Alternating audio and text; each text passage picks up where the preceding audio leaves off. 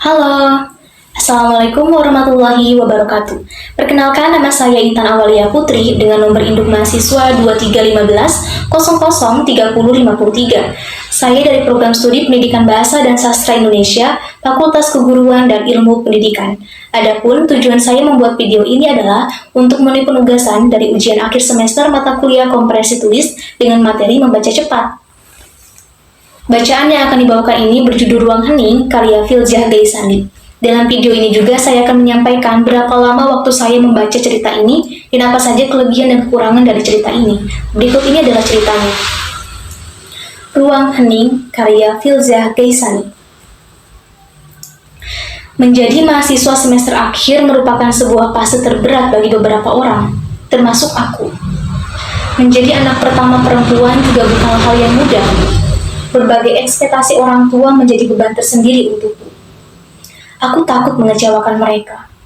Aku takut tidak bisa membuat mereka bangga. Aku dituntut untuk bisa mandiri, melakukan apapun sendiri. Saat usiaku mulai memasuki kepala dua, disinilah semuanya bermula. Saat ini, aku tengah duduk di ruang keluarga bersama kedua orang tua dan juga adikku. Lalu tiba-tiba mamaku bertanya, "Kamu kapan lulusnya?" Dan aku menjawab, "Doakan aja, Ma, secepatnya." "Mama harap kamu bisa cepat selesai, terus lanjut cari kerja," ucap Mama lagi. Aku hanya mengangguk sebagai jawaban.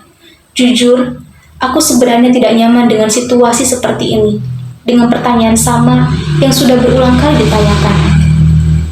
Aku melangkah masuk ke kamar. Sebelum itu, aku minta izin ke orang tuaku agar tidak menggangguku dulu, karena aku ingin fokus mengerjakan skripsi di kamar dengan tenang.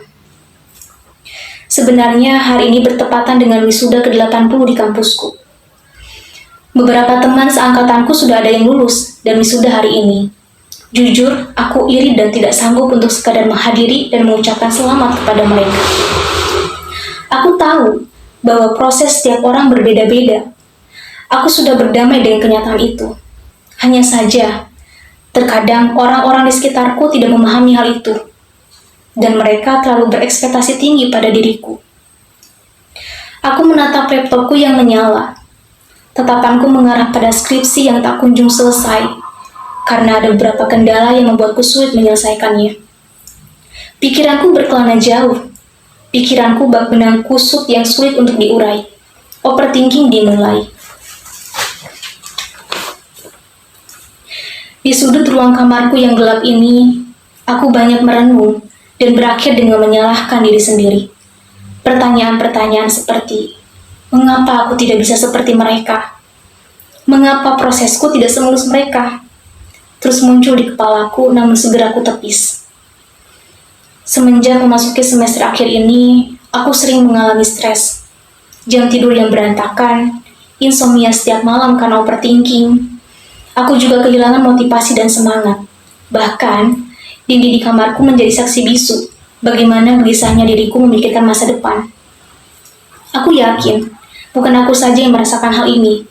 Banyak mahasiswa semester akhir di luar sana yang juga merasakan hal yang sama denganku. Dulu, saat awal masuk kuliah, aku termasuk mahasiswa yang aktif dan kritis. Bahkan, aku juga aktif di beberapa organisasi intra dan ekstra kampus.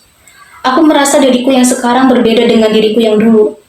Dulu aku adalah anak yang ambis. Indeks prestasiku di atas 3,5, bahkan ada yang 4,0. Tetapi sekarang, seperti tak ada gairah untuk menyelesaikan apa yang sudah kumulai ini. Aku merasa kesepian karena sudah tertinggal jauh oleh teman-temanku. Setiap melihat story mereka, saat mereka seminar proposal dan sidang kolokium, aku menjadi minder. Bahkan teman-temanku yang dulu tidak begitu mencolok di kelas bisa mendahuluiku. Hal itulah yang tak kusangka. Aku sudah berusaha semaksimal yang kubisa. Limit kemampuanku hanya aku yang tahu. Aku yakin Tuhan sudah menyiapkan rencana yang indah di masa depan. Aku akan berdamai dengan diriku. Aku akan menikmati setiap prosesku meskipun rasanya aku harus jungkir balik menghadapinya. Aku sudah terlalu jauh, tak boleh ada kata mundur.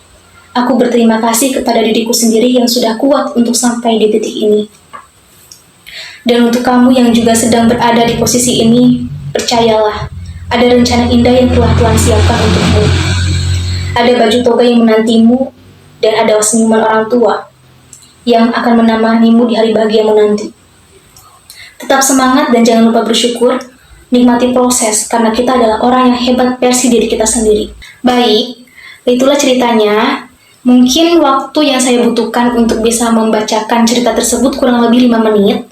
Adapun kelebihan dari cerita tersebut adalah, yang pertama itu ceritanya sangat mudah untuk dipahami. Yang kedua, bisa membuat pembaca terhanyut dalam bacaan tersebut.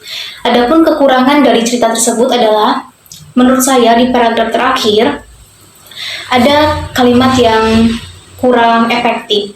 Dan juga ada beberapa kata dalam bacaan tersebut yang tidak bagus, seperti kata orang tua yang harusnya dipisahkan tetapi disatukan. Mungkin sekian dari saya, mohon maaf apabila ada kesalahan. Wabillahi taufiq wal hidayah. Wassalamualaikum warahmatullahi wabarakatuh. Terima kasih.